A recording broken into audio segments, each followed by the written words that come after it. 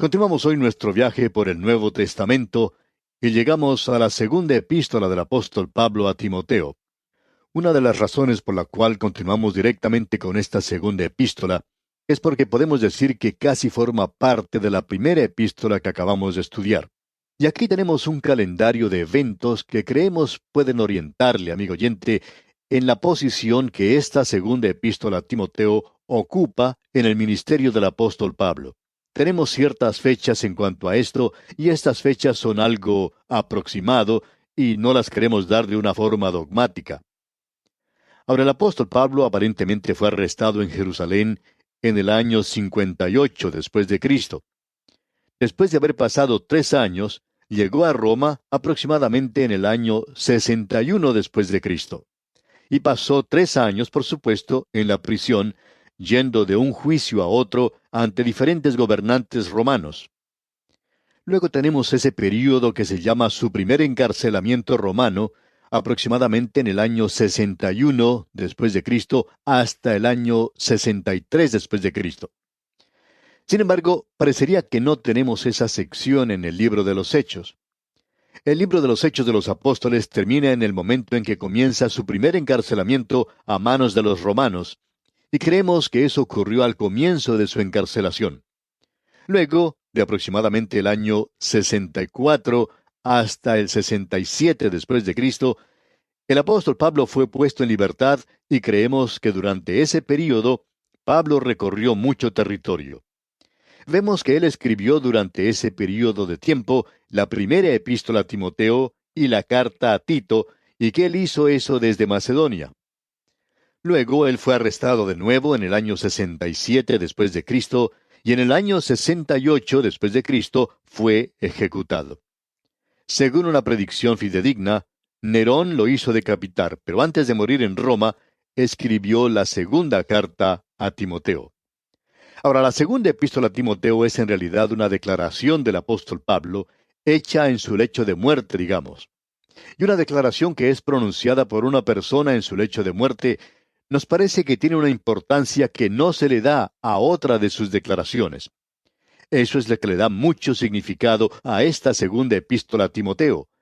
Es una comunicación del apóstol Pablo desde su lecho de muerte, digamos. Es su mensaje final. Aquí hay cierta nota de tristeza, creemos, algo que no se nota en otra de sus epístolas. Pero también existe algo de triunfo. Él dice, he peleado la buena batalla, he acabado la carrera.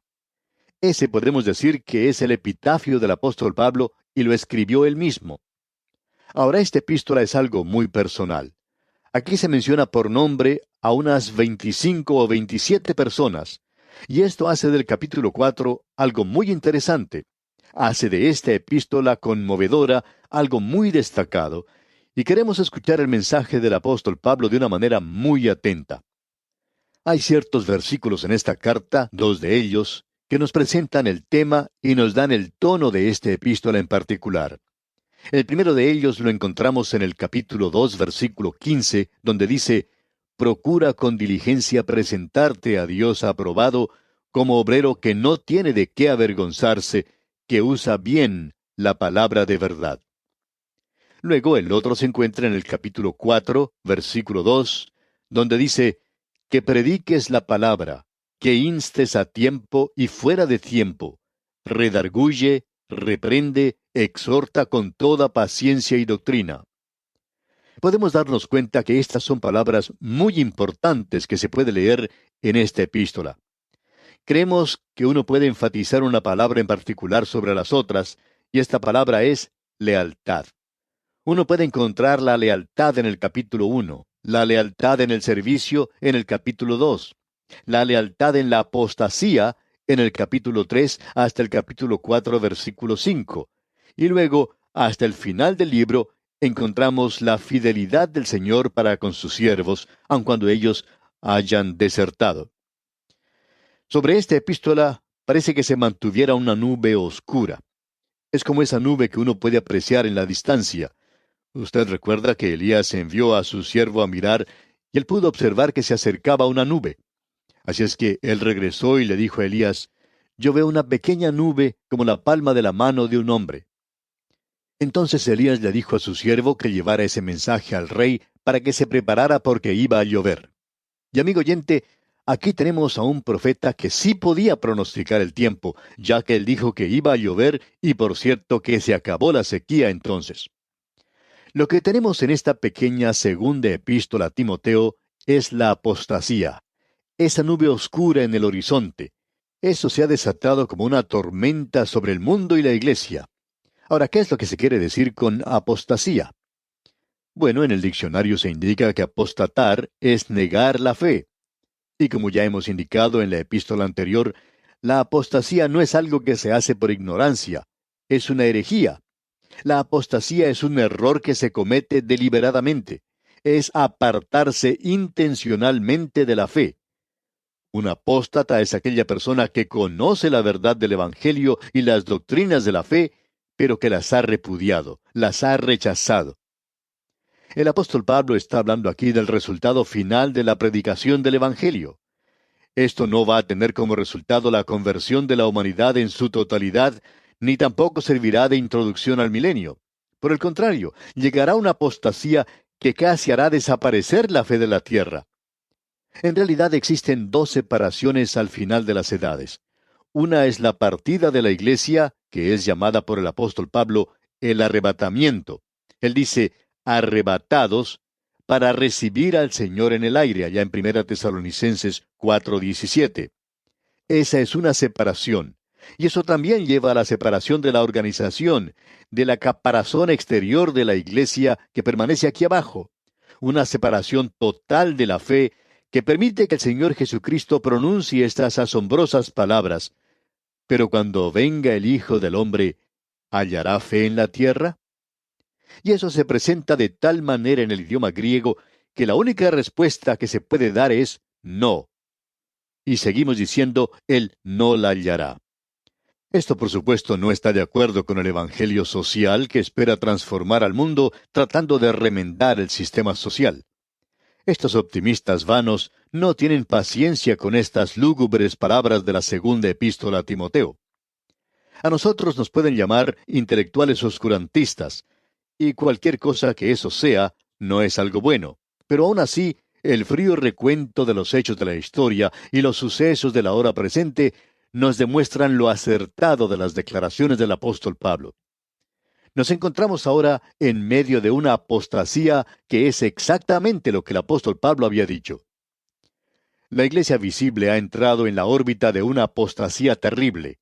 La iglesia invisible se encuentra todavía aquí y me gustaría que fuera un poquito más visible de lo que es, pero se encuentra en su camino a la epifanía de gloria. Se encuentra en su camino al arrebatamiento hoy.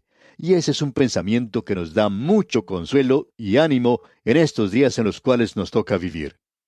Eso es lo que se está predicando hoy, y el apóstol Pablo va a enfatizar la palabra de Dios aquí como no lo hace en ninguna otra de sus epístolas. En realidad, podemos decir que el apóstol Pablo y el apóstol Pedro están de acuerdo aquí. Los dos escribieron su canto del cisne.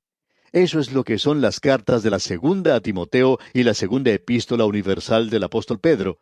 Y en esas dos epístolas ellos le dan mucho énfasis a la palabra de Dios y al Evangelio. Debemos decir aquí que la predicación del Evangelio descansa en algo que es realmente tremendo, y es la depravación total del hombre, que el hombre es un pecador perdido. Alguien ha explicado esto de otra manera y nosotros quisiéramos compartirlo con usted, amigo oyente. Escuche lo que alguien ha dicho. Donde la educación piensa que la naturaleza moral del hombre es capaz de mejorar, el cristianismo tradicional piensa que la naturaleza moral del hombre es corrupta y completamente mala. Donde la educación piensa que un agente humano exterior puede ser de ayuda en el mejoramiento moral del hombre, el cristianismo tradicional piensa que ese agente es Dios. Y aún así, la naturaleza moral del hombre no se mejora, sino que se cambia por una nueva. Y eso es importante de ver, amigo oyente, ¿no le parece? Por tanto, el hombre se encuentra en tal estado que no se puede salvar por medio de una obediencia perfecta, porque él no puede hacer eso. No puede ser salvo por una obediencia imperfecta, porque Dios no lo acepta.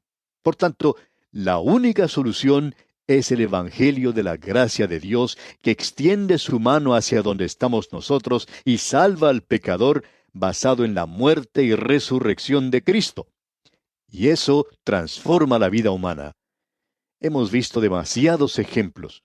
Uno puede apreciarlos en todas partes. Hombres y mujeres que han sido transformados por el Evangelio de la gracia de Dios. De modo que opinamos que el tipo de predicación liberal se está dirigiendo en tres direcciones diferentes. El liberalismo está predicando desde el púlpito lo que se conoce como psicología popular, y podríamos identificarlo así: cómo poder vencer, venceremos. También lo podríamos llamar cómo pensar creativamente y cómo pensar afirmativa o positivamente. Eso es psicología popular.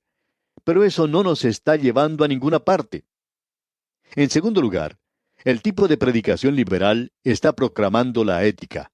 Y eso predica un evangelio, bueno, lindo, dulce. Es un sermoncito predicado por un predicadorcito para cristianitos. Y amigo oyente, créanos que el mensaje es algo así. Ellos dicen: lo bueno es mejor que lo malo, porque es mucho más lindo y le ayuda a que uno no se meta en problemas. Es lo que ya hemos mencionado anteriormente del cuadro que presenta una iglesia común, especialmente en el liberalismo, de que un predicador moderado habla ante un grupo moderado de gente y les urge a que sean más moderados todavía. Y no hay nada más insípido que eso. No nos sorprendemos entonces que el Señor Jesucristo haya dicho a la iglesia de la Odisea: pero por cuanto eres tibio y no frío ni caliente, te vomitaré de mi boca. Eso hace enfermar a cualquier persona. Luego tenemos lo tercero, y es lo que se llama el Evangelio social. Eso predica el mejoramiento de las relaciones de las razas, pacifismo, justicia social y el orden social cristiano. Y eso es sencillamente un socialismo cristiano puro y simple. Cuando el verdadero Evangelio es predicado y los hombres llegan a Cristo, somos todos hermanos. No es necesario hablar de tener mejores relaciones entre las razas. Uno no puede crear eso obligando a la gente a estar juntos. Pero el Evangelio de la gracia de Dios, amigo oyente, puede hacer a otro hombre mi hermano. Y cuando hace eso, el color de la piel no tiene nada de importancia. Eso no tiene nada que ver. Y necesitamos, amigo oyente, reconocer, como dijo Martín Lutero, que Dios crea de la nada. Por tanto, hasta cuando el hombre llegue a ser nada, Dios no puede hacer nada de él. Ese es el mensaje que se debe predicar hoy, y ese es el único mensaje que puede afectar en algo en la época presente a este mundo enfermo de pecado. Como podemos apreciar, eso hace de esta segunda epístola a Timoteo algo muy importante. Ahora, con esto en mente, vamos a comenzar en el primer versículo. A esta parte podemos llamarla las angustias del Evangelio. En los primeros 7 versículos tenemos la introducción. Leamos ahora el primer versículo del capítulo 1 de esta segunda epístola a Timoteo. Pablo, apóstol de Jesucristo por la voluntad de Dios, según la promesa de la vida que es en Cristo Jesús. Usted recuerda que allá en la primera epístola, él dijo en la introducción: por mandato de Dios. Dijimos en esa oportunidad que el mandamiento de Dios revela la voluntad de Dios, pero que eso no era la voluntad completa de Dios. Y aquí en esta epístola el apóstol Pablo dice: por la voluntad de Dios, según la promesa de la vida que es en Cristo Jesús. Ahora, ¿cómo acepta usted una promesa? Lo hace por fe. Esa es la única forma en que puede aceptar la vida eterna. El Señor Jesucristo se la ofrece a usted. Es un don, es un regalo.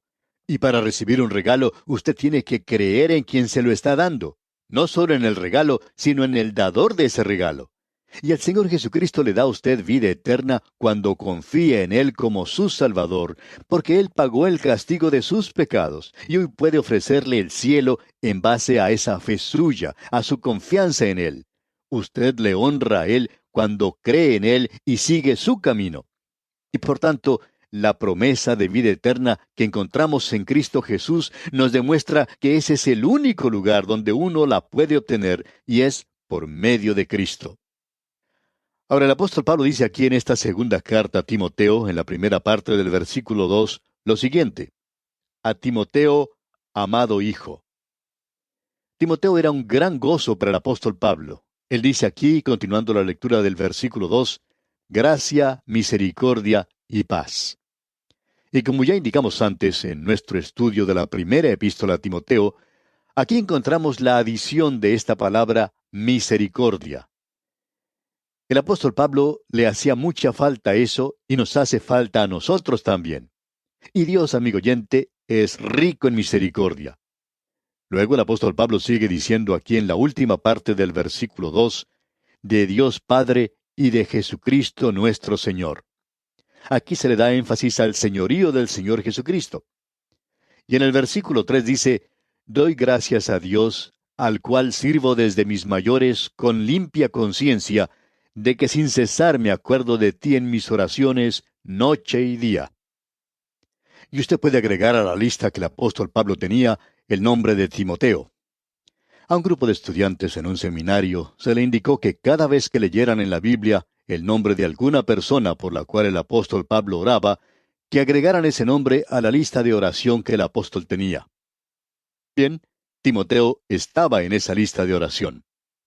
De paso, quisiéramos preguntarle, amigo oyente, ¿cuántos predicadores tiene usted en su lista de oración privada? Esperamos que tenga por lo menos a su pastor y también confiamos en que usted tenga a este pobre predicador en su lista de oración, porque, amigo oyente, lo necesitamos mucho.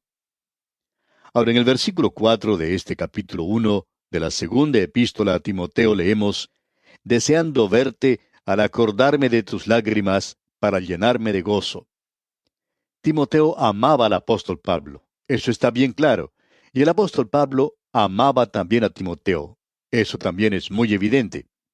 Y ahora el apóstol Pablo ha sido arrestado y se encuentra de nuevo en la cárcel, listo para ser ejecutado. Bueno, esto es algo que afecta realmente a Timoteo. Y el apóstol Pablo dice, al acordarme de tus lágrimas. Pero quiere hacerle saber a Timoteo que si solo pudiera visitarle, eso le daría mucho gozo a su corazón. ¡Cuán maravilloso es eso, amigo oyente! Luego dice en la primera parte del versículo 5, trayendo a la memoria la fe no fingida que hay en ti. Ahora el apóstol Pablo salió del judaísmo, pero este joven Timoteo fue criado aparentemente en un hogar cristiano y continúa diciendo el apóstol aquí al final del versículo 5, la cual habitó primero en tu abuela Loida y en tu madre Eunice, y estoy seguro que en ti también. Aparentemente su abuela era creyente, así como también su madre. Y eso tiene mucho que ver con este joven para que él se entregara al Señor Jesucristo. Ahora, en el versículo 6 de este capítulo 1 de la segunda epístola a Timoteo leemos, por lo cual te aconsejo que avives el fuego del don de Dios que está en ti por la imposición de mis manos. El apóstol Pablo había impuesto sus manos sobre Timoteo. ¿Para qué? Para que Timoteo compartiera con él el don de la enseñanza de la palabra de Dios, predicando la palabra de Dios. Y amigo oyente, esto es algo maravilloso de veras. Y Timoteo, como usted debe recordar, tenía una madre y una abuela muy piadosas, creyentes. Su padre era griego, y nosotros no sabemos en realidad si él llegó o no a ser un hijo de Dios. Pero sabemos que Timoteo tenía una madre y una abuela que eran creyentes, y eso tuvo mucho que ver con la decisión que el joven tomó. Y bien, amigo oyente, vamos a detenernos aquí por hoy. Como es nuestra costumbre, le sugerimos leer el resto de este primer capítulo de la segunda epístola del apóstol Pablo a Timoteo que estamos estudiando. De esta manera estará usted mejor informado y sacará el mayor provecho posible. Es nuestra oración que el Señor le bendiga abundantemente.